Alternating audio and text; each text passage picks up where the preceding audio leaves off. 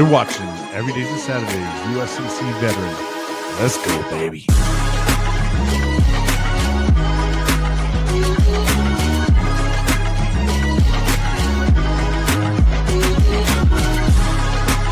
And here's your host, Brian. What's going on, friends and family? Thank you guys so much for joining another great interview, and I hope you guys are having an amazing 2025 out there.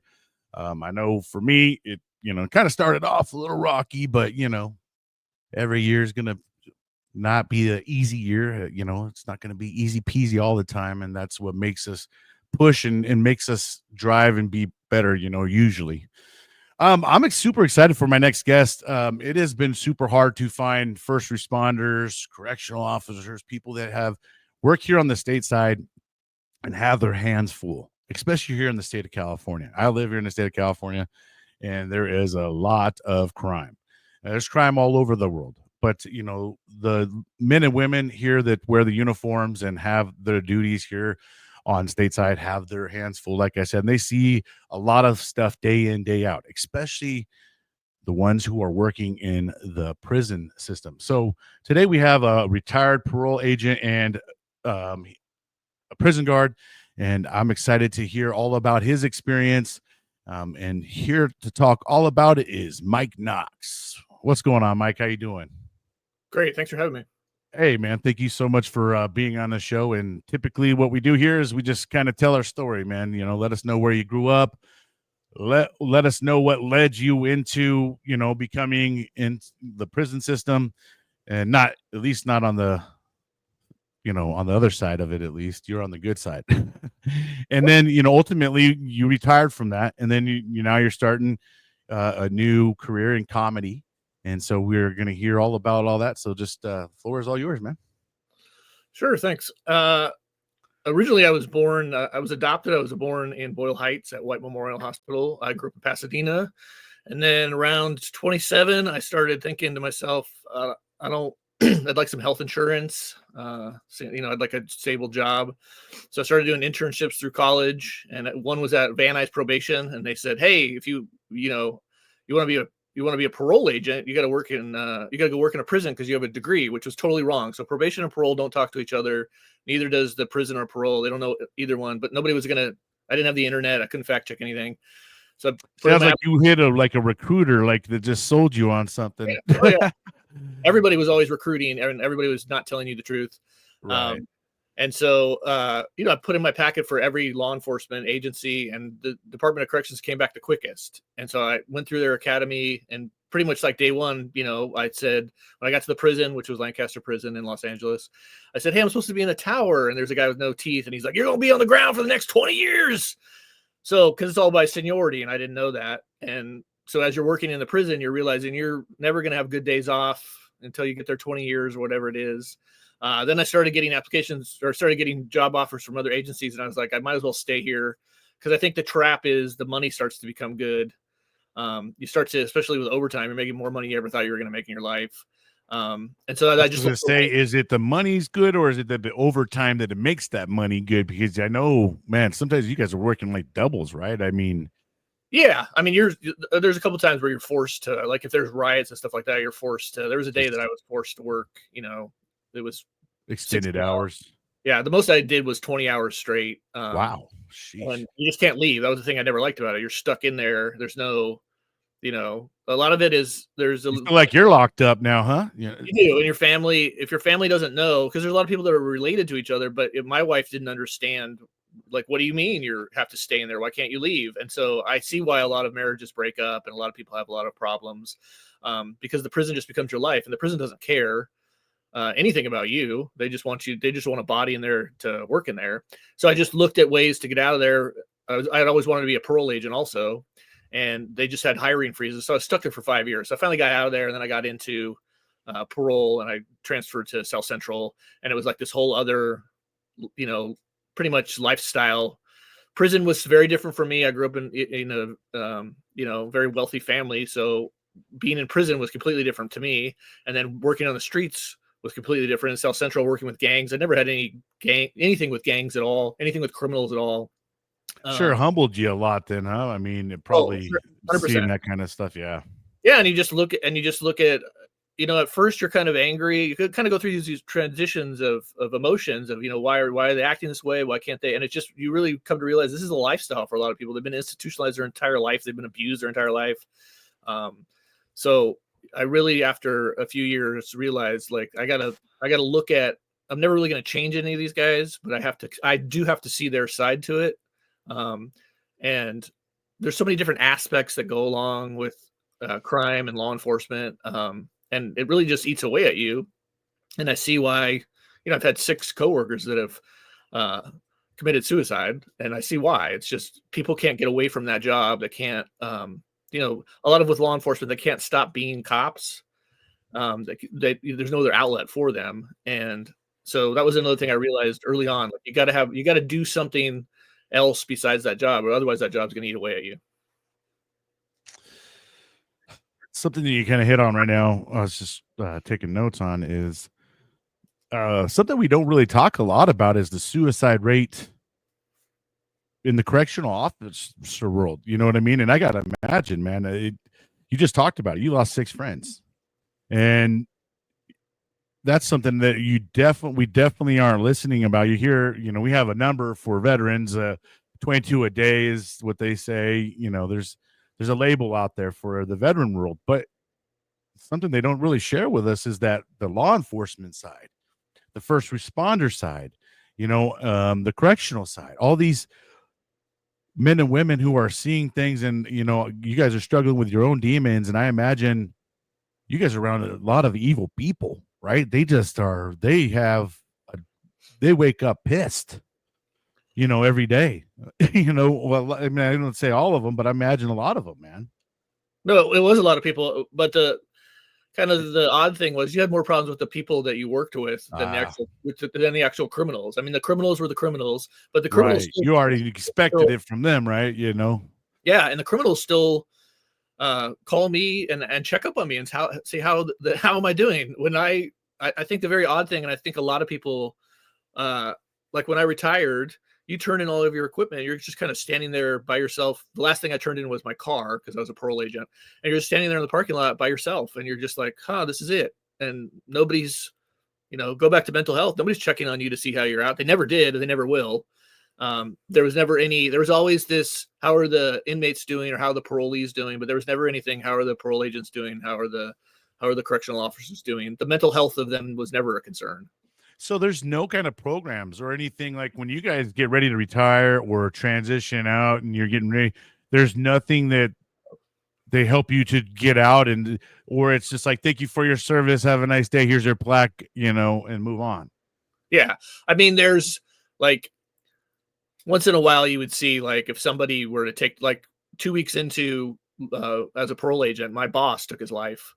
And he was just a very nice guy. I was like shocked by it. And they brought like one person in, and that person just talked about how they went on a cruise. It was all about them. It wasn't about and that was it. So maybe they have something now because I'm retired, but I just learned early on, just don't say anything. They really didn't, when they came to you to say, is everything okay? They really weren't asking you if everything was okay. They just wanted to know if you were talking. Yeah.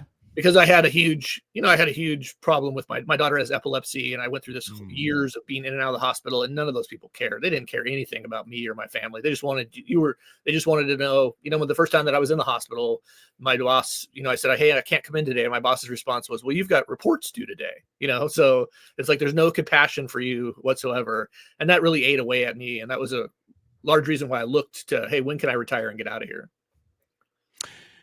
And that's a concern, man. I mean, because, it's going to start being a hard position to fill, right? I mean, eventually when people start feeling unappreciative or whatever, and start, especially with the environment now, the way a lot of, our next generation's kind of growing up, they need to be like almost coddled a little bit. So those kind of environments, a lot of people can't handle it,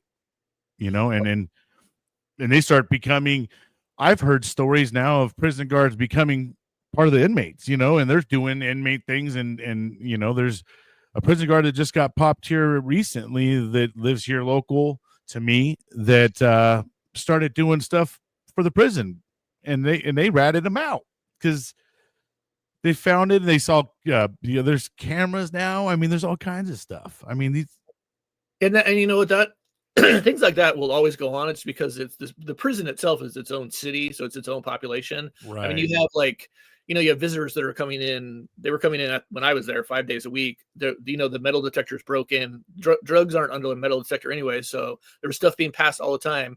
But there were also people there that they were from the streets, so their friends were in there, so to them it wasn't like, I thought, I don't want to go to, I don't want to go to jail. I don't want to, I don't want to get busted. To them, it really didn't matter.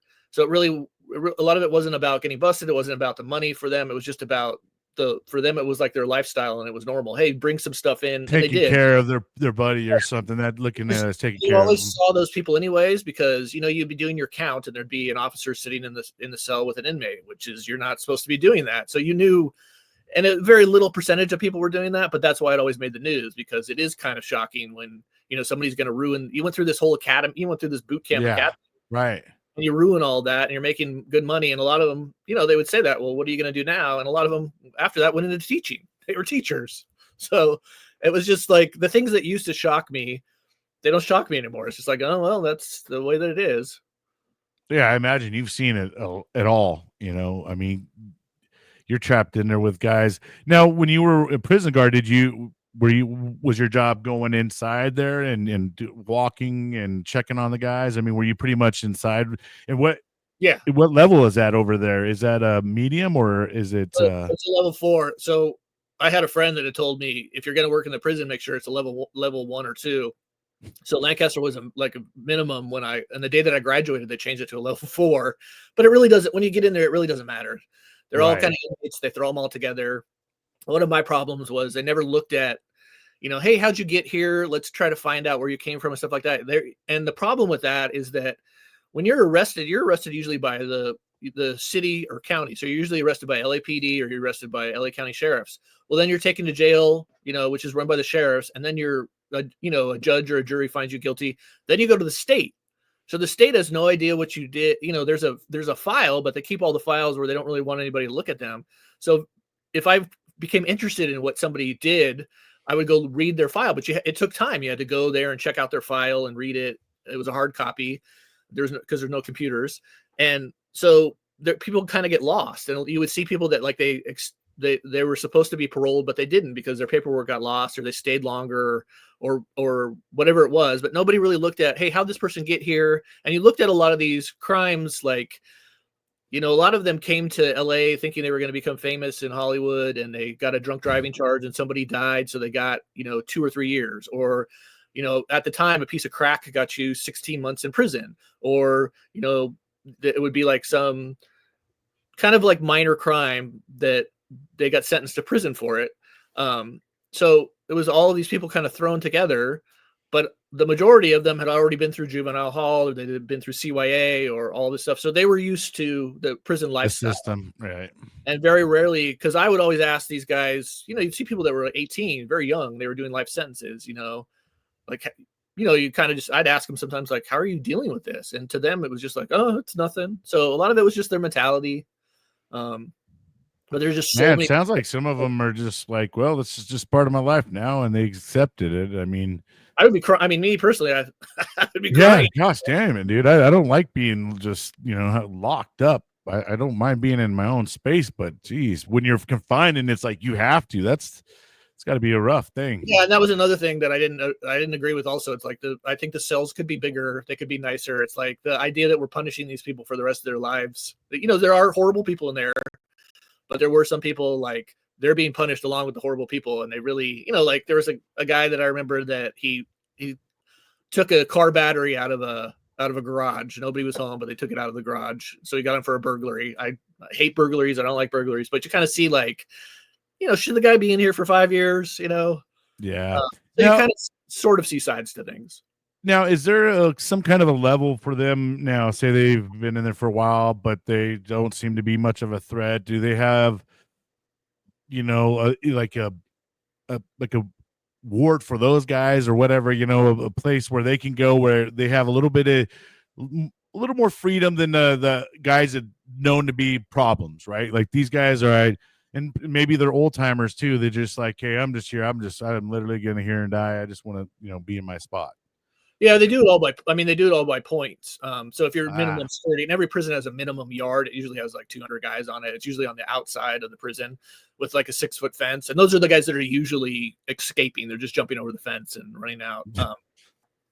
But when the news gets a hold of it, it's like this huge crisis, of these people. But for the majority, it's more common than we probably think, huh? Yeah, the majority of it is not. There's not all these escapes that are going on. For most of them, they're just institutionalized, and that was when they got out into the streets. They were institutionalized. These are guys that they weren't. Their intention wasn't to go look for a job or go back to school. That was another thing. They never, parole in the prison. Even though I'd worked in a prison, they didn't talk to each other. So you kind of kick these guys out, and they don't know what to do. They didn't. Now they got all these new rules and laws for parole, and nobody prepared them for it. So they're really at a disadvantage. Just because it's the lack of information, and the department was okay. They didn't really care. It was all about housing and feeding people. And you have now you have this huge homeless crisis going on. It could easily be fixed, and they just refuse to fix it. Because it's to their advantage to have this great crisis going on. Yeah, and they always talk about overpopulated prisons. Now, did you see that? Was there a lot of folks in there? You guys almost had too many at sometimes. I mean, did you hit capacity? Oh yeah. So each yard has got 5 housing units, and each housing unit has 200 men. They're double celled. It's an 8x10 cell. So pretty much right before I was leaving, they had 40 more on bunks in the middle of the day room. So it was very chaotic. And a lot of that had to do with 3 strikes. There were people that were getting arrested for just stealing a slice of pizza and getting 25 years for it. I thought that it's a great law in respects for scaring people, but there are other people and again, they weren't looking at the circumstances. It was just like, put that guy away. So we said strike 3. That's it. Yeah. And so they had to undo that. But there were a lot, especially with drugs, there was a lot of people in there for a piece of crack, because that got you 16 months. And so there are a lot of repeat offenders. I would see all those guys all the time funneling in and out. So about 80% of them were always funneling in and out, and you would see them all the time. Wow.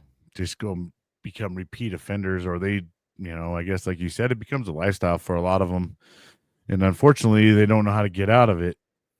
It becomes other than trying to get away with it. That's about it. A lot of it becomes, I totally saw this too. It becomes easier because when you're paroled, you're given $200 from the state, right? But you're not directly told, hey, this is where you're going to live if you don't have a place to live, or hey, this is where you're going to go work. It's left up to you to go figure that out. So those guys don't have skills to do that. So it's like, I'm say, for example, I went to go live at my mom's house. Now my mom's bitching and complaining to me. I need to go get a job and go back to school, whatever. So it just becomes so annoying to them. And it's like, I'm just going to go lock myself up. It's just easier. I got a place to live. I can see my homies. I get 3 hots in a cot. So it's so hard for people to hear that because there's people that aren't in the system. They're like, well, I wouldn't do that. And it's like, but these guys do. And so for me as like the prison guard, it was hard to explain to other people. So I just never really, I wouldn't tell people that I worked in a prison because nobody really wanted to hear it. So if I went to like a birthday party for somebody's kid, I just told people that I was a garbage man or something else because they immediately wanted to feel sorry for, it was just the way that our brains work, but they wanted to feel sorry for the criminals. They didn't want to believe that anybody would want to be locked up. But again, for a lot of the guys, it was a lifestyle. Yeah. And so you said that you were in there for about 5 years before you decided. Now, were you in there for 5 years because opportunity wasn't there, or did you just kind of stay there and then you were like, all right, man, I had enough's enough? What was kind of that ultimate thing that really got you into being a parole agent, right? I mean, yeah, it was a combination, but it was also they had hiring freezes, so I couldn't get out. You're trying to transfer. You got to get paperwork to, like, Sacramento runs everything, so you've got to. Ideally, how long would you have been in the prisons? The minimum. I was only supposed to be there a year. That's what I was Oh told. yeah, sheesh, okay. Yeah, really lie. Yeah. Oh yeah. Everything I just look at was a complete lie. Everybody just, and then you kind of figure out. I actually had a friend who was a Marine, and he was like, this is just like when I was in Iraq, man. It's just, it's you just got to accept that you're, living in hell, basically. Yeah, here's 6 months, your 6 months deployment that turns into 2 years or something. I mean, that's the kind of stuff that happens all the time. Yeah, and a lot of, there were a lot of people from the military that were working at the prison, and they would just say the same thing. It is what it is. Yeah, they're a little bit more accustomed to that, getting screwed over, with no loop type stuff. Yeah. So, all right. And so, okay. So when we go to the parole agent now, that's like you said, a whole different role. Now you're dealing with the guys trying to rehabilitate themselves, get out, right? They got to check in with you and you got to keep tabs on them. Let's talk about how that all worked. And you ended up doing that for how long did you end up going and doing parole agent? I was a parole agent for 18 years. Okay. And wow. In the beginning, I really liked it. You were able to work with them. What I really liked about it is you could help them. But what I found out real quick was that it's kind of impossible. Like, for example, if somebody got out, like in the beginning, I would, hey, well, where can I get this guy some clothing, or where can I get this guy a job, or where can I get this guy a place to live? Well, you got to send them to a shelter, which is privately run. It's not run by the department, so they don't care. They don't want to help you. And then if I've got to take this guy back to jail, that's run by the jail. It's not run by the Department of Corrections. So they don't want to help you. They don't care. The police departments, they don't want to give you the police reports. So all these different agencies, they don't want to work with you. So it becomes very hard. In the beginning, I would buy with my own money the guy a jacket because it's freezing out, or I'd buy him a tent. And then when I saw him the next time, hey, where's your jacket? Where's the tent? Oh, I sold it. And I realized all these guys are mentally ill. They're all on some sort of drug. And you're gonna go crazy yourself trying. You can't save them all, right? Yeah. And it becomes very hard. You want to save them. You want to do everything you can. But in the beginning, I had, it goes by points, but it was basically, I had 400 points. You're only supposed to have 60 points. So you're trying to find hundreds of people. And then now you have the aspect of these families. So the families are calling you, hey, he broke up with me. I want you to go arrest him so he'll get back together with me. Or, hey, I want you to go arrest him because he's not combing his hair. Okay, but that's not a crime. He doesn't have to comb his hair. So you have all these people, the mother is like, you get flooded with these calls that have there's nothing there. But they look at it like, also that's the black sheep of the family. And, a lot of it is, there's a lot of narcissism. So it's like, hey, we're all of our troubles are because of this guy. And hey, I want you to go arrest him. So you're just all the time, you're just kind of learning, like, put your phone on silent, kind of, you realize that you're not going to get to everybody. You're going to have to, settle for what you can do. But it's 24 hours a day. Then you have your boss is calling you at 6 o'clock in the morning. You're telling your boss, hey, you're not supposed to be calling me until 9 o'clock. That's when I start. They don't care. They're calling you all the time. You're getting blamed for cases that you haven't had for years. And it just became like, to me, it became a cult. It was that you were just constantly blamed for everything. It didn't matter right or wrong. Guy. You're always defending yourself. And that's why you really you're talking to, you're seeing the parolees every day, and then you're recommending for them to get discharged. And then your boss is like, no, he's a murderer. You were going to retain him. And you're like, but he's done everything he's supposed to do. I don't care. So then you're having to go back and explain to these guys why they're not off parole. They can't figure it out. And they just think you're after them. Or the police come and raid their house the day before, and the police don't tell you that they raided the house. So they came in there and they screwed everything up in the house. And then, you're showing up the next day oblivious to what's going on. The whole family's blaming you for breaking their furniture. So it's just total chaos all the time. And it just got really old after, many years, where I was like, I can't wait. You're just looking every day to try to retire. Every day you're like, hey, what am I going to have for lunch? You're eating, you're eating your feelings every day. Like when I retired, I lost 30 pounds within a month just by doing nothing, just because of stress. There's so much stress to it. Departmental whatever process, the department processes sometimes, I think, hinder agencies, and they end up starting to work against each other. So then you're sitting here trying to help someone, and then it's like you're just swimming upstream the entire time. I mean, that's got to be a little bit on the discouraging side as a human being in general, right? Oh, you're like, there was the term it was always inmate lover. Like I got written up for trying to teach this guy math. This guy in his cell wanted to learn math, and he had a math booklet that he got from his family.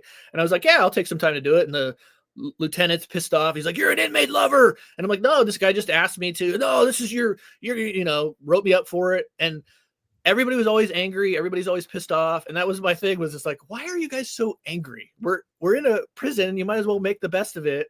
And it never changed. Everybody was just always pissed off. Everybody's always trying to blame everybody. Nobody could come together and work together. It could be so simple, but it just becomes infectious where everybody's stabbing each other it's not even in the back. It's, in the chest. And those people believe that, I'm going to get promoted, or, somebody's going to give me an attaboy or something if I go tell on somebody that I work with. It's a shame, and it really is a shame that it's kind of that environment, because that becomes a toxic thing. And then you, like you said, your day becomes about, what time is it? I'm almost off, and when's my next day off, or, all those kind of things. You start to really not wanting to go into your job. That's got to be really tough. And also, your guys' type of job is probably not for the empath type of person. And I imagine if a person has a lot of empath and their empathetic towards a lot of people, it's got to be really rough for you, because being a caring human being, they don't want you to care for these people, right? They just want you, like, they're a piece of shit while they're in here. So, Yeah, and I always looked at it like, they always use the term firm, fair, consistent, and I always looked at, I'm trying to survive. I'm trying to see how I can get through this day, and I really looked at it like, if I can, like, you get threatened verbally all the time, but if you didn't come at them threatening them back, and you made a joke about it, it would deflect it, and then they would they're kind of put their wall down, and then they'd be kind of humanize. So I think for me, it worked best being able to see their side to it, and also with humor to make a joke about it, because it diffused the situation, rather than there were so many times where I think things got escalated because the person, the other officer or parole agent was just would get so enraged because things weren't going their way. And I think a lot in law enforcement, people put on that badge and I think they're invincible. And, I would see, a lot of these guys just wanted to shoot somebody, and it would be like, what, how can we take the next step not to shoot the guy? Because I was always very wary of, if you do get in this shooting, you're going to get a lawsuit from the state. You're also going to get one from the family. People are going to come after you. But a lot of people just get blindsided by, I've got this position, you have to do what I say. And that's completely changed now. I think you see that a lot on social media, where people are now arguing with the officers. And which was a large reason why I left, was I think the tables turned a lot, where people figured out, hey, I don't have to listen to this guy anymore. Now, as a parole agent, I gotta imagine there's some level of, I guess, concern. Maybe I don't know. Maybe your safety's not. There's a level of safety that's taken away that you don't have in the prison no more when you're out as a parole agent, right? Now you can see these guys face to face. There may be a desk in between you and that, individual.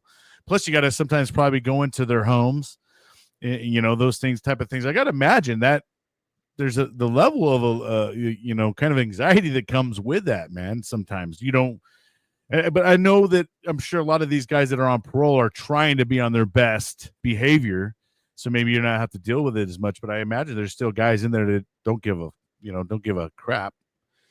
Oh yeah, no, you're going, by the way, as a parole agent, you're going into their home by yourself.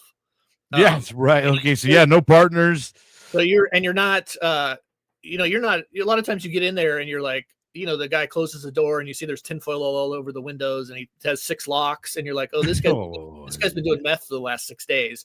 Right. And you're using your intuition, your gift of fear, as, oh, I need to back up out of here and call this guy, just, hey, why don't you come into the office tomorrow? Because you realize, like, I'm about to get killed. And there were many times I barely missed, there'd be times where I saw the guy, talk to him, he seemed fine. And then he, took out a shotgun and shot a car like 20 minutes after I left his house, or I left the house and somebody came, there was a drive-by and he got shot in the stomach. I mean, it was like, there were so many narrow misses and it was normal. You saw all this crime going on all the time. It was just normal, and so you had to probably act a lot on intuition and stuff like that, right? Like, hey man, this doesn't feel right. And like you said, we'll just reconvene at a different place. Yeah, my first, I always talk about my first day because I was like, oh, I'm a parole agent. I'm going to go report crime. And, I went to a house that had an alligator chained to the door. That was their security system. I went into a liquor store. All the windows had been blown out by gunshots. There were slot machines in there. And I'm like, oh, we can gamble in California? So there's, obviously it's illegal slot machines, but nobody's reporting it. Nobody's reporting to Fish and Game that this guy's got an alligator.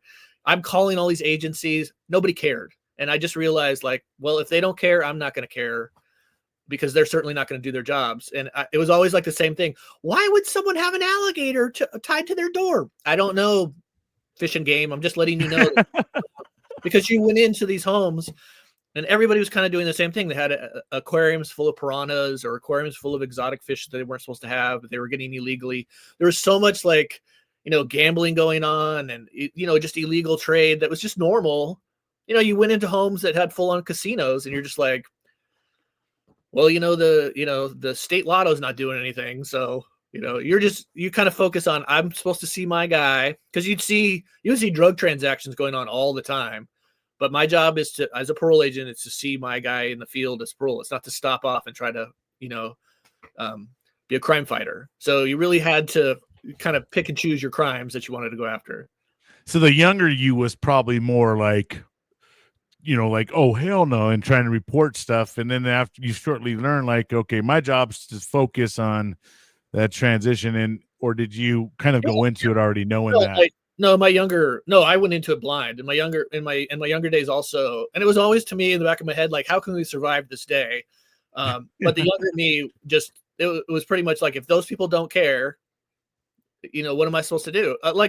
Because you would go into homes, and especially I hated this, but there'd be children in there, and they were, who is this 2-year-old that's watching a horror movie, and they're just like, oh, that's my friend's kid, I'm babysitting. And this guy's got tattoos all over his face. He's in there for, he's been in there for murder.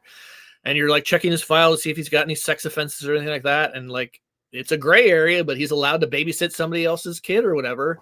And you do your due diligence to report it to child services. And all child services ever did was walk in and open up the refrigerator and see if there was food in there and walk out. And so it just became so sad that you would be like, they don't seem to care either. And these families don't care about their kids. And those things were very hard to deal when you saw kids. Oh gosh, I could imagine. But there were just so much going on that you just everything was just day by day. How can I get through this day?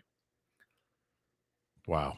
So what years from when did you kind of start to, and when did you actually, altogether you ended up retiring after all of it? What was the total years? You started in, what year did you start? I started in 2000 and I retired in 2023. So I 23 years. I retired 2 years ago. Wow. So you went through the whole COVID phase as well. Now, did that change a lot of how you guys did business, or how did that go? We did face-to-face contacts. There was no. You had to. Yeah. Everybody else got to stay home, but us, and which was another thing that I was just like, of course they don't care if I get COVID. They could care less if I die. As long as you got your stats in, they could care less. But we were one of the few agencies. LAPD was completely closed, and I had to get my police reports from them in order to do my reports. But they were closed, but I had to go to work, so it was just me. Yeah, what were they calling? What were they calling everybody that had to work? Like essential workers. Yeah, essential workers or something. I forgot they had a label for the people that were allowed to go to work and who, supposedly or whatever.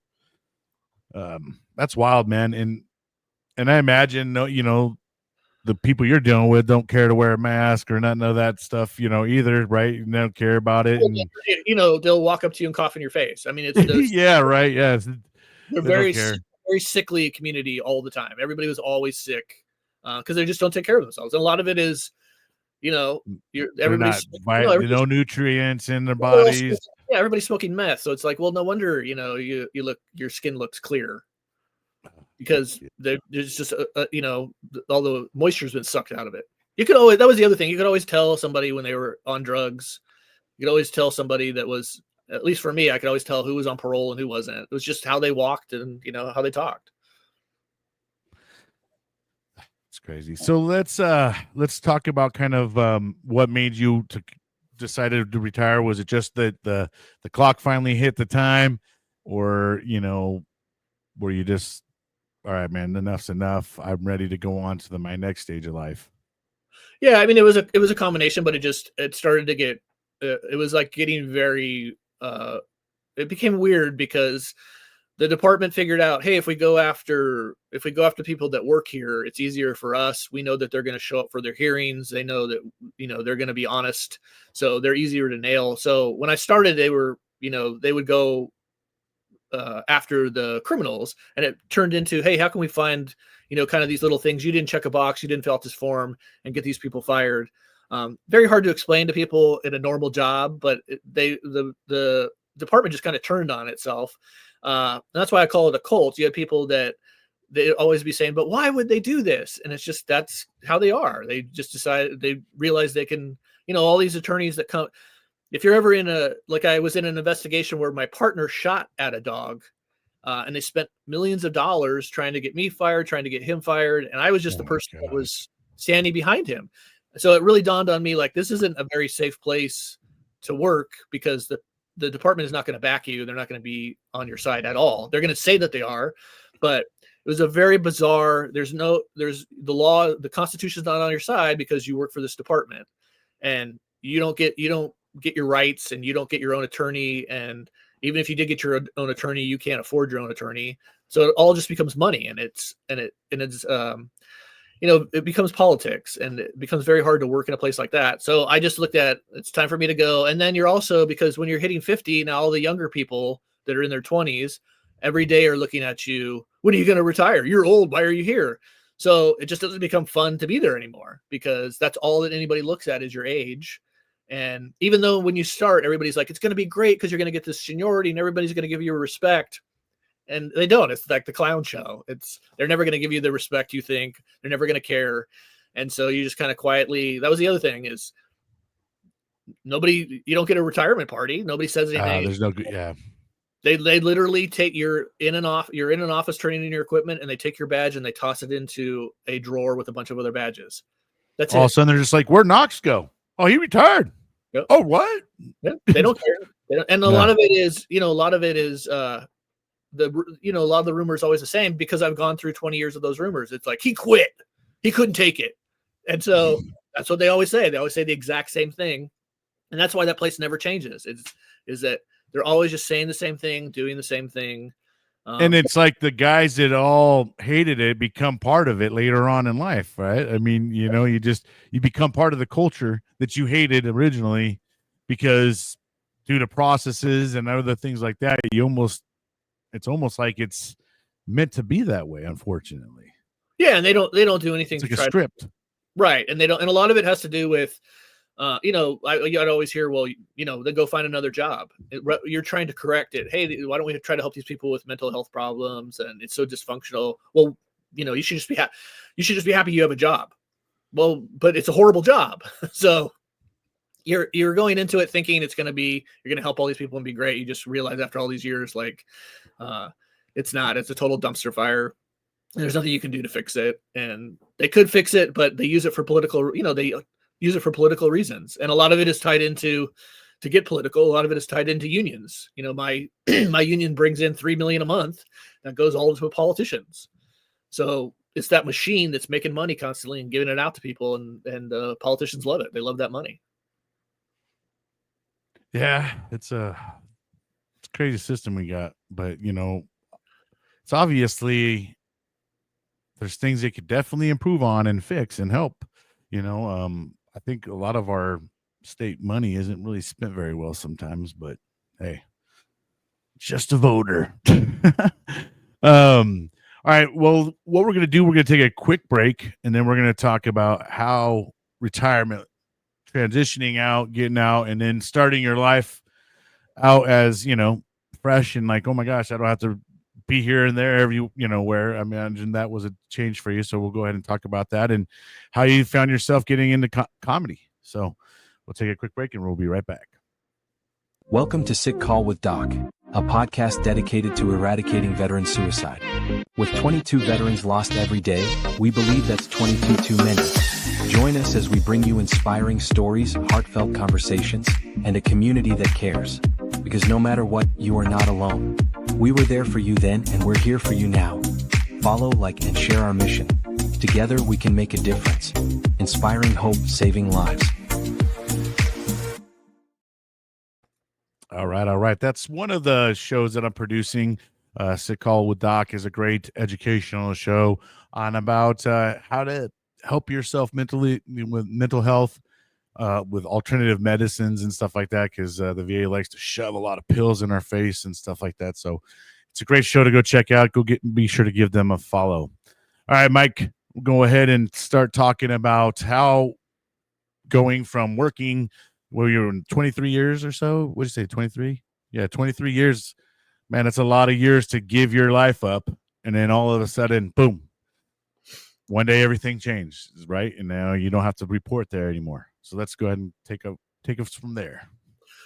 So I will say, I think for a lot of people, it's hard when you retire because unless you had a plan, I had a little bit of a plan. I wrote down 5 things that I would like to do, and I carried that with me after I retired. And so I was always thinking ahead of time, and I see a lot of people that don't think ahead of time. It's just that kind of sneaks up on you, so they're not prepared for it.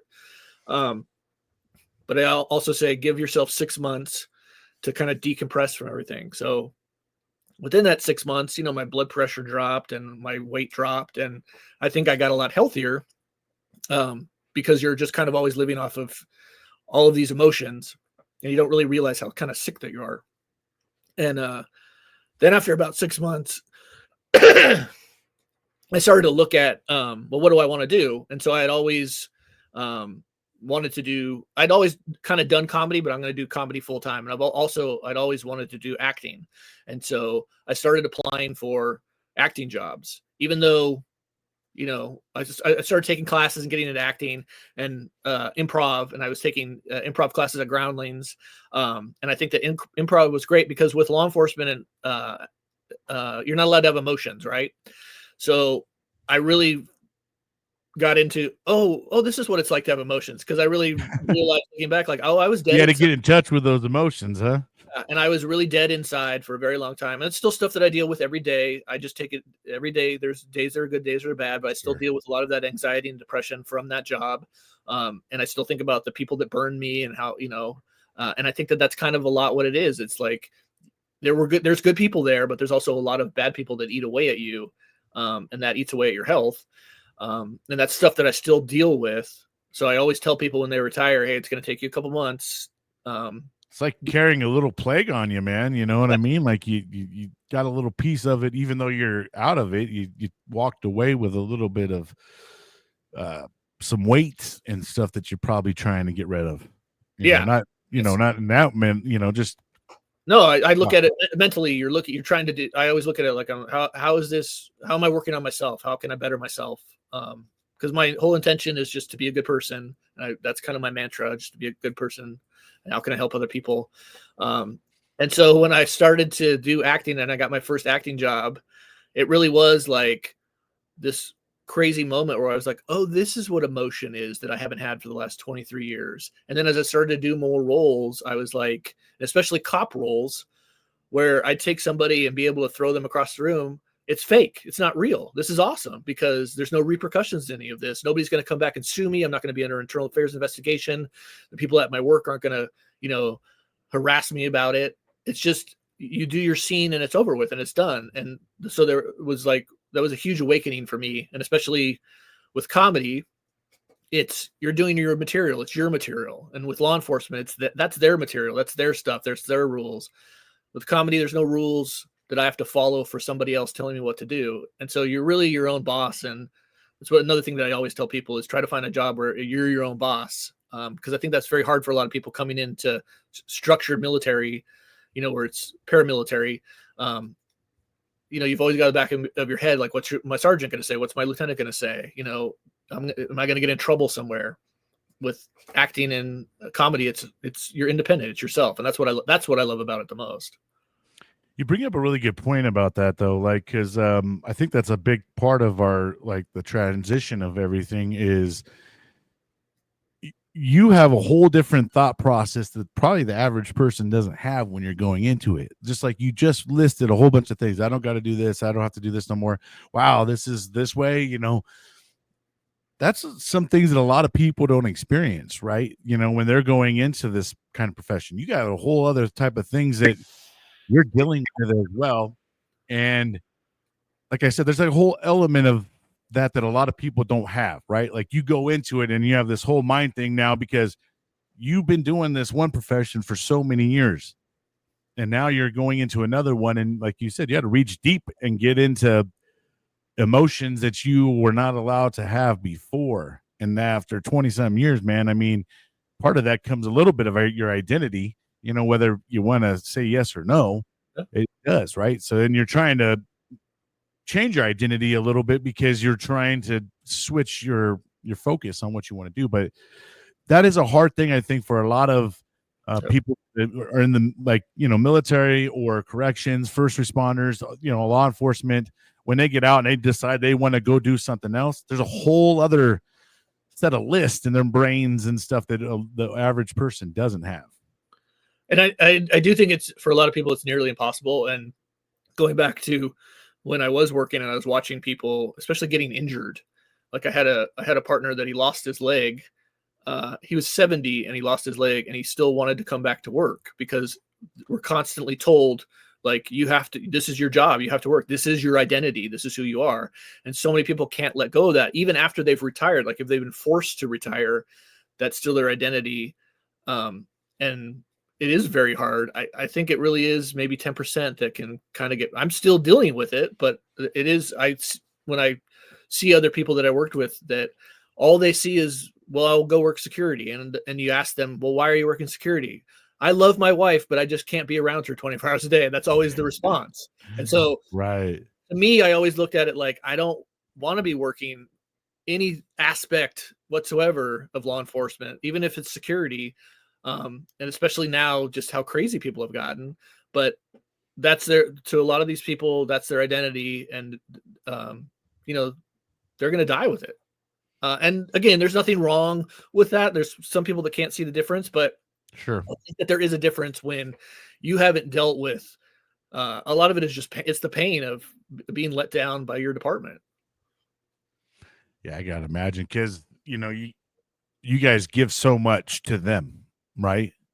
And it's very selfless too, because in return, they're saying, well, here's your paycheck, and I imagine, I don't know how the bonuses and all that stuff, if you guys even have bonuses, and if it's just a matter of how long you've been there, you start making your pay raise go up. I don't know how that works, but I imagine, man, it's a little depleting for you guys, where you give a lot to them. You're putting on, some of these guys are giving up their families too, right? A lot of them probably going through divorces and stuff because the person they married has no understanding that they got to sit there and do these 18-hour days or 20-hour days. Well, I mean, rough. I was at least fortunate that I was never deployed. But I mean, when you're away from your family for that long period of time, people get a lot of resentment. And so I can't imagine having to deal with that. And then you're coming home and all you're doing when you're coming home is trying to fix things. And I always looked at it with law enforcement as like, you were away during the day, and a lot of spouses, they're not asking what you did, and you're not telling them because they don't understand, like, I had to go arrest this guy. I had to take him to jail. I had to drive 2 hours to go book him out another jail because they wouldn't take him to another jail. But you're doing stuff all throughout the day that your spouse isn't aware of. And you're thinking you're maybe at home, I'm going to get some sort of credit, but you're not getting credit for that. So all around, family wise, work wise, that becomes normal. And then when you retire, none of those people are there, even though it was negative. None of those people are there. Now people on another level don't care about you at all. You become, I think that is very hard. Especially now you go find another job. Nobody knew what you did. And nobody really understands, especially military wise. If you've never been in the military, people can't comprehend what you did in the military. Right. If you were deployed, nobody knows. And a lot of people, especially war torn areas, they don't want to hear it. Yeah, 100%. That's facts. Now we'll go more back into, your acting and comedy life. So that had to be a little nerve-wracking though, man. I mean, had you had any kind of experience with that? Like, I mean, you don't think you had a lot of time to go study that, or was it just like boom, and then you felt like it was you were made for it, or has it been kind of a challenge? No, it's been a challenge. Comedy I had done on and off for a long time. Then my daughter got sick, so I had to stop doing it. But I had somebody that saw me do comedy one time when I was a parole agent, and a lot of the parole agents came to my office and they were furious because they didn't want me. Carl was the funny guy in the office. I wasn't supposed to be the funny guy. But a lot of it was just they didn't want you to do any other job outside of parole. In law enforcement, they don't want you having, even though these other departments are, they're working like LAPD's working the Dodgers, they're working Dodger Stadium, or they're working the Lakers game or whatever. For some reason, parole did not want you to have another job. Didn't want you to do anything else. They just wanted you to be the parole agent, which was another thing that I didn't like. So I didn't have the time really to do acting at that time. Were you on call a lot or something as a parole agent? You had to have a phone hooked to your hip. There's your boss is signing you up for Halloween night, and it's like, I'm taking my child trick-or-treating. Okay. You can write me up if you want to, but I'm going to be with my family. So yeah, nobody ever cared that you had a family. It was always about that job and always going arresting these guys a lot of times, especially when they're on parole, for these kind of, there was like a list of 1,000 parole violations. And it's just like, come on, really? It's Friday, 5:00. And you just had a lot of them that wanted to go arrest these guys and put them in jail. And I wasn't that person. Chewing gum too fast on the sidewalk. Yeah, there was always something. Yeah. So when I got into acting, what I especially liked about it was this is here's your lines. You're going to show up at this time, and nobody is in between that time checking up on you, telling you what to do, wanting to know, did you learn your lines? Make sure you show up on this time. So I really realized, like, in the acting world, you're treated like an adult. When I was working in law enforcement, you're treated like a child all the time. Right. And everybody second guessed everything that you did. Multiple people second guessed what you did. I mean, you always had 4 or 5 bosses that were always coming at you, asking you questions. You're always having to explain yourself. With acting, they just want to know if you're going to show up on time and do your job, and that's it. And that's what I think is so great about it. It's extremely hard. It's hard to make. I don't know how anybody can make a living financially off of it, but I have a pension, so I don't look at it money-wise. I just look at it like I'm trying to learn this craft, and so far I like it. Yes, it's nerve-wracking for me, but it's something that I can do at my age. It's a sport that I can do at my age, and it's more like a paid hobby, right? I mean, it's like something that you're learning a lot as well. Yes, everything's new, and I had a lot of anxiety, which I still have, going into new situations. Sure. And that's what acting is. You're showing up on set and you're meeting all these new people, and I'm forced to talk to these people that I mean, when you're in law enforcement, you really don't talk to anybody. You shut down and you stay at home. You don't ever want to go out or do anything. And so I'm forcing myself to get out there and go to these different sets and stuff. And so far it's been, I've auditioned over 1,000 times. I've gotten 35 jobs. Oh shit. Cool. That's normal. It's always auditioning, and you're never hearing back from it, but there's a chance that you're going to get a job. And so I've been fortunate in the last 2 years to get jobs, and I'm enjoying it. That's awesome. I mean, and now how is your memory on, I mean, obviously you got to remember all these lines, or I got to imagine that's hard, dude. I could barely freaking remember, what I wrote down, you know what I mean? Now having to remember lines, or even, I imagine you got to read like a whole several pages of stuff, right? I mean, yeah, it's talk just about how you do that.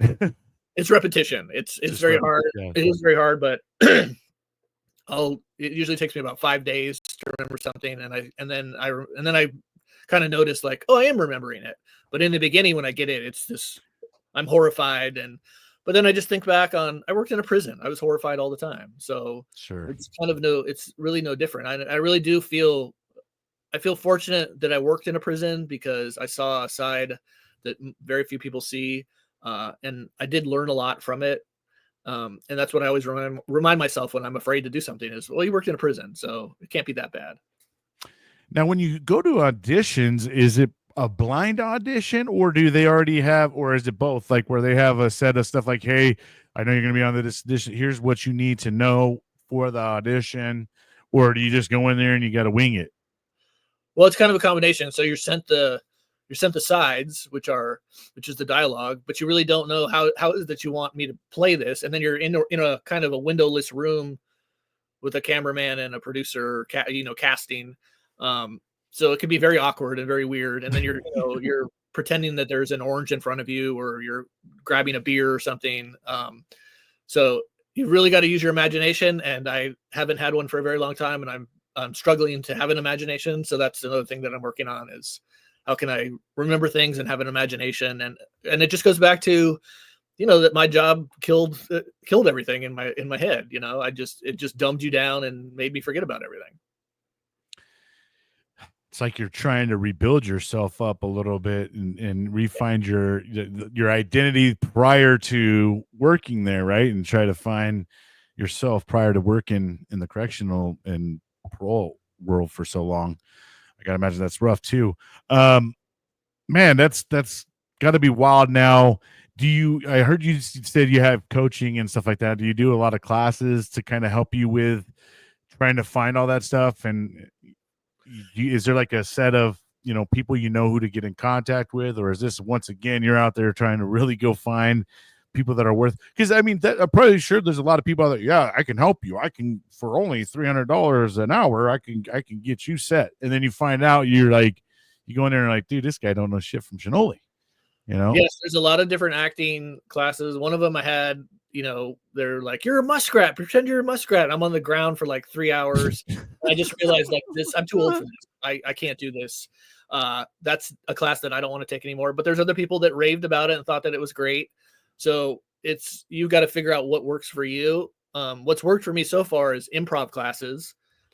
Because I really looked at, like, when I went into homes of people that I didn't know for parole, I was improving. You're talking to a crazy person that is, has schizophrenia and is on a different level. And so you're just improving with them, trying to get out of there. They're trying to solve the situation. That's improv. So I kind of wish that I'd done improv a long time ago. I was always afraid of improv, but I think improv is a great skill to have.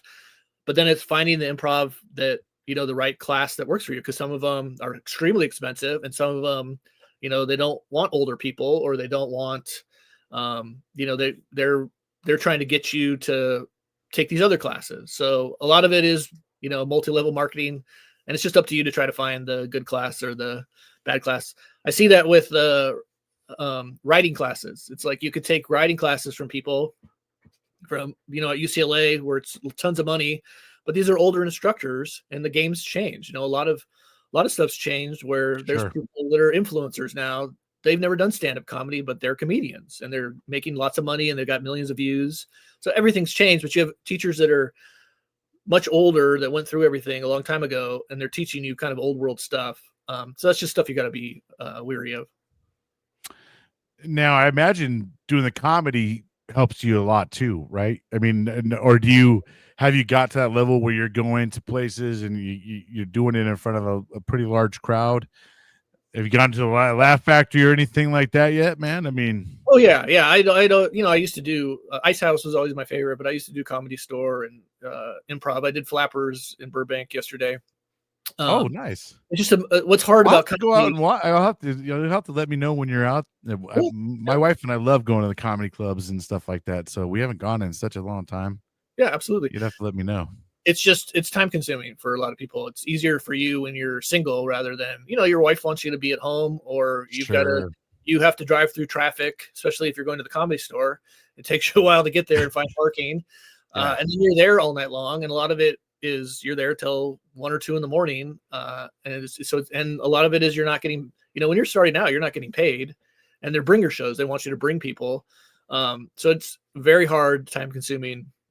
But if you can get through all that, the thing that you want to do is be able to then go on the road, and that's where you're going to make, you're going to make money doing that. Because there's all these other cities that want people, especially LA comedians. And I just, right now, because of my daughter, until she graduates from high school, that's what I intend to do. But what I love, what is great about comedy is you never know it's about making contacts with people. You're spending the time to be there. You're going to see other comedians and other people. Another comedian that I was on his podcast, he wrote a scene for me in his show. So you never know. And that's one of the things about acting or comedy or writing, whatever it is. You just want to continue to do that, whatever it is in the arts, and it'll come together. It's it's that success overnight after 20 years. It's going to take time to do it. Wow. I imagine it's a lot of repetition and getting comfortable as well.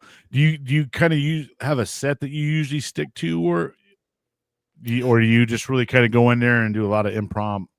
No, I have a script. Yeah, I can't. I should. People like when you talk to the crowd more, but I'm more keeping to what your kind of your script is. Yeah. But I think that's great. I mean, a lot of it I just look at, like, you're going to get you always, when you first start, you want 5 minutes, which is really like 4 minutes or 4.5, because you're going to have laughter. And then you're building on that. You want 10, you want 15. When you have 15 minutes, then you're going to be able to get better headliners. You're going to be able to get to better places. So it's just getting more material. And the hard part with comedy is, though, you don't want to put that stuff out there, especially if you're putting it on, to me at least, if you're putting it on YouTube or whatever, because then it's not like music where people want to hear continuously your songs. They don't want to hear continuously your jokes. So right, you've always got to come up with new material and stuff. And I meet so many people that they are not coming up with more material, and they kind of feel like they're older and they just give up. And so that's with acting too. If you quit, you're not going to make it. But the ones that stay in it for a long period of time, they're the ones that make it.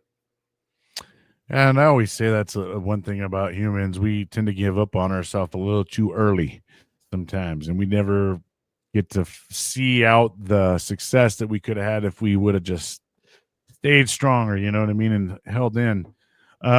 Have you had a situation, and I mean, I know comedy's rough, man, and you're not always going to get laughs. Have you ever just had that rough crowd where you're just like, holy shit, I can't even buy a laugh right now? Or have you had pretty good success there? I was always, in the beginning, I was always afraid of getting heckled. And I only had one guy. He was just drunk and he looked like Greg Allman, and he was in the back, like talking to himself. But you've got to embrace it. You've got to embrace you've got to embrace the darkness.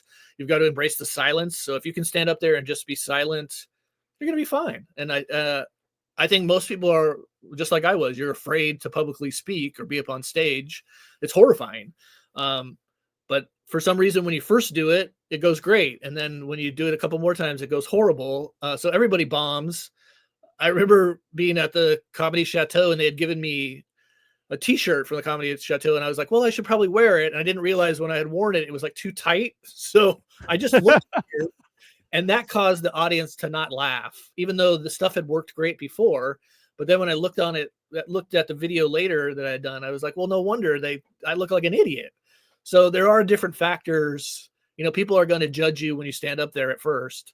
I think a lot of it is when you go up a little later and people have been, had a couple drinks, they're going to laugh a little bit more. But there's all these other different factors.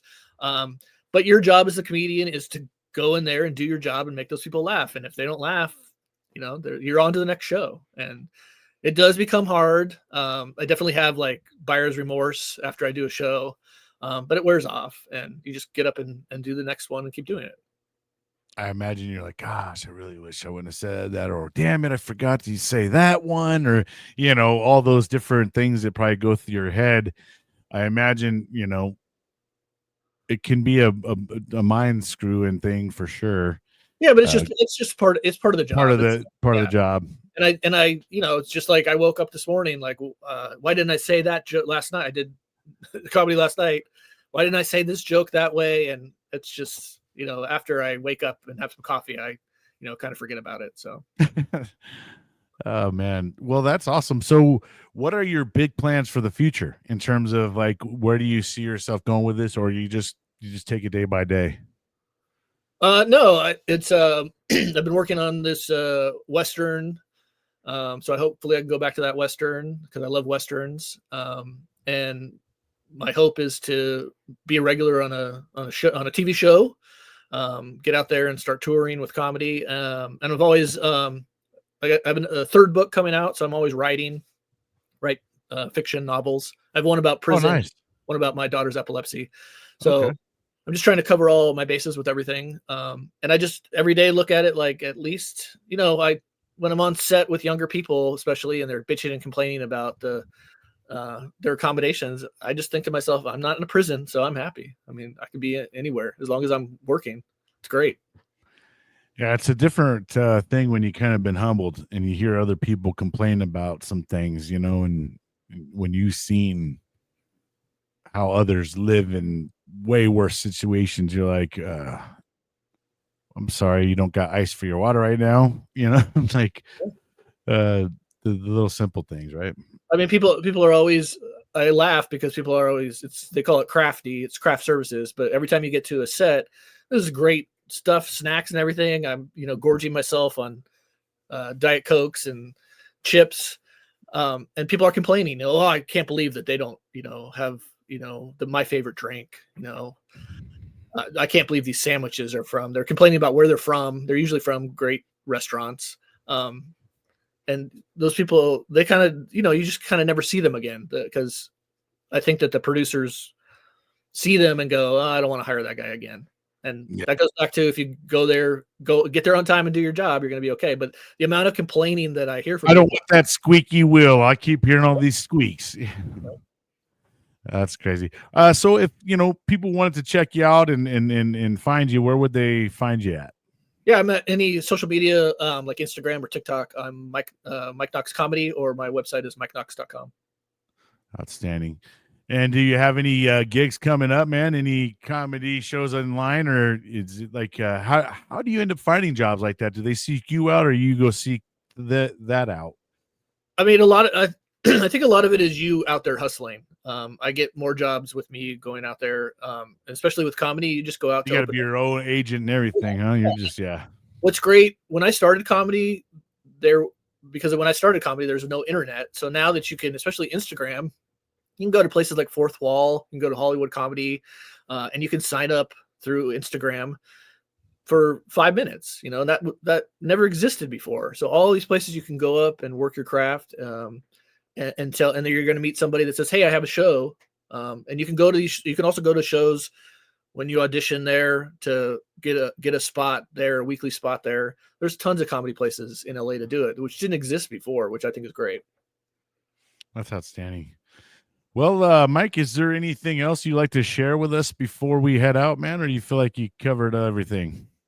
I think you covered everything, but I would also like to say thanks so much for having me on. If there's anybody that is retiring from law enforcement or military, man, I'm with you. I know how it is. And there's the main thing, you got to have support. It's going to be extremely hard when you've had support the entire time when you were there. To be doing it on your own, try to reach out to somebody. I was there. I would reach out to people. There were one or two that I was like, this guy knows what I went through. And it's to talk to those people just for a few minutes. It gives you so much time more to kind of understand and figure things out afterwards, because it can be very alienating to be out on your own, retired. Yeah. And you know what, Mike, I really appreciate you coming on and talking about it. I think that's what we need to do, is probably get more women and men to talk about their experiences while they're in there. So a lot of you guys can start collaborating. Oh, you know what? Damn, I feel that same way. And then you start realizing you're not alone, and one of the hardest thing is to talk about things that they tell us to suck it up or be tough about, right? You don't want to show your weakness. It's everybody looks at you as you're weak or something if you're expressing concern or things like that. So we have to change that stigma, right? To make healthier people. We still need warriors. We need people that are going to go fight the fires and go into the fire when everybody else is running away. But we also need to understand that while they're doing that psychologically changing their way they think, and we got to help them transition out. And I think, like I said, the more that we can capture people talking about it and saying it's okay not to be okay, then maybe we can start kind of getting a little bit of a handle on some of these men and women who are taking their own life, right? And we're giving number to evil, So once again, Mike, I really appreciate you, brother. And anytime you want to come back on and you have other stuff going on, there's always a place here on the show. And once again, we thank you for your service to your community and all that you've done. Yeah, I'd love to. Thank you. Thank you. All right, man. All right, friends and family. Well, that's going to go ahead and knock it out for another great one. And once again, if you guys would like to get on the show, and maybe you're a correctional officer or parole agent as well, I would love to have you on. First responders, you guys are a little bit harder to get on the show and find. That's why I was so excited to have Mike on the show to get a little bit of a different perspective, because there's so much being done on the state side that we just don't talk about. And there's so many more issues that we have here on the state side, we just don't talk about it. We gotta start normalizing to talk about these kind of things so we can get the help out there that's necessary, instead of just, we got a problem. Let's fix the dang problem, right? So let's be the solution, not the problem. I love each and every one of you guys. I hope you have an amazing day. You know how we say it on the show. Don't let the day kick your ass. Make sure you're out there kicking it. Until next time, we'll see you guys. Thank you for watching.